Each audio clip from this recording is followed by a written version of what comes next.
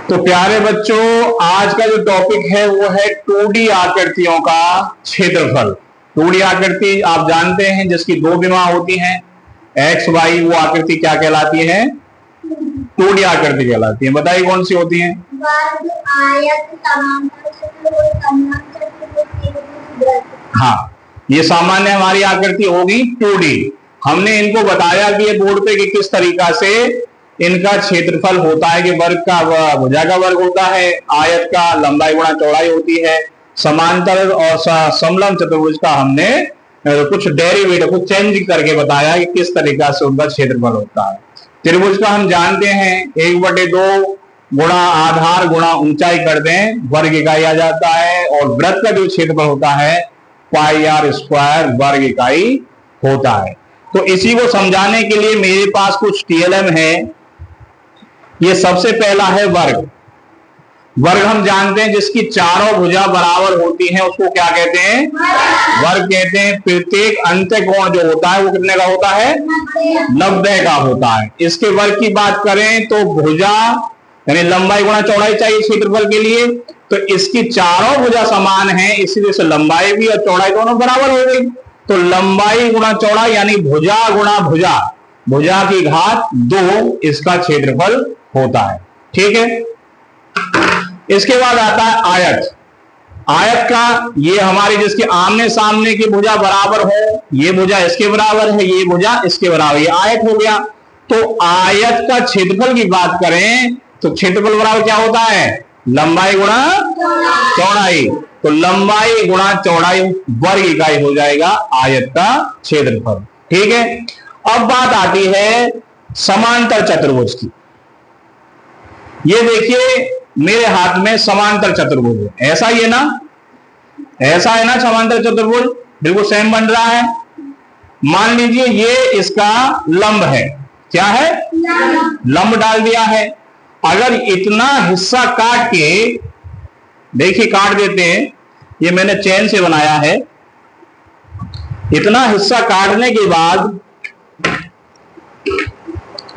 अगर मैं इसको इधर लगा देता हूं तो आप देख रहे हैं क्या बन जाएगा? ये आयत बन जाएगा ना? बन जाएगा। अब ये क्या हो गई? जो लंब गिरा था चौड़ाई हो गई, और ये वाली हमारी क्या हो गई? लंबाई हो गई। तो लंबाई गुणा चौड़ाई आ जाएगा ना? समांतर चतुर्भुज का जो सूत्र होता है क्षेत्रफल का वो होता है लंब की लंबाई यानी ऊंचाई गुणा आधार, यानी एक भुजा से उस गुणा कर दें तो वर्ग इकाई उसका क्षेत्रफल आ जाता है। बन गया ना? आयत बन गया। इसी तरीका से बात आती है, ये कौन सा चतुर्भुज है? समलंब चतुर्भुज है ना?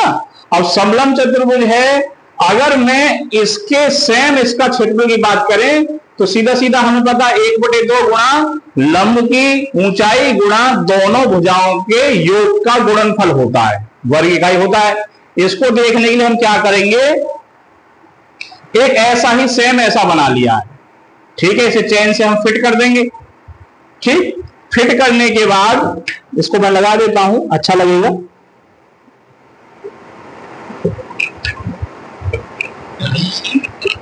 ये रुक गया जी। ठीक है, रुक गया। अब इसको, ये जो लंब गिरा है इसको मैं क्या करूंगा? यहां से काटने के बाद इधर लगा दूंगा, फिर देखना क्या बन जाता है।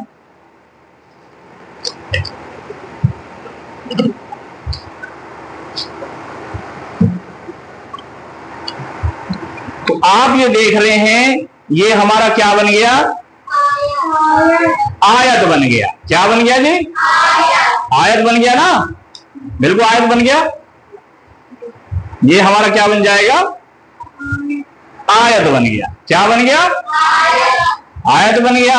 अब इसकी लंबाई कितनी होगी? a प्लस बी हो गई भाई। ए ये थी और बी ये थी, तो ए बी होगी, दोनों आएगा।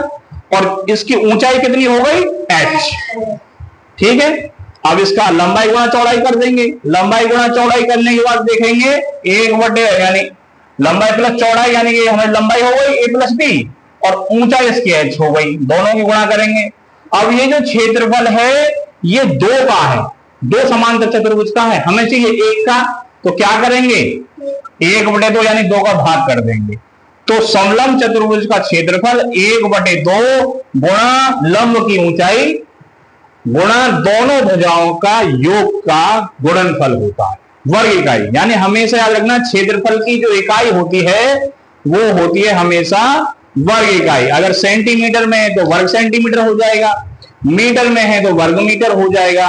तो इस तरीका से हम बड़ी आसानी से 2D आकृतियों के क्षेत्रफल को जान सकते हैं। समझ में आया? क्लियर है?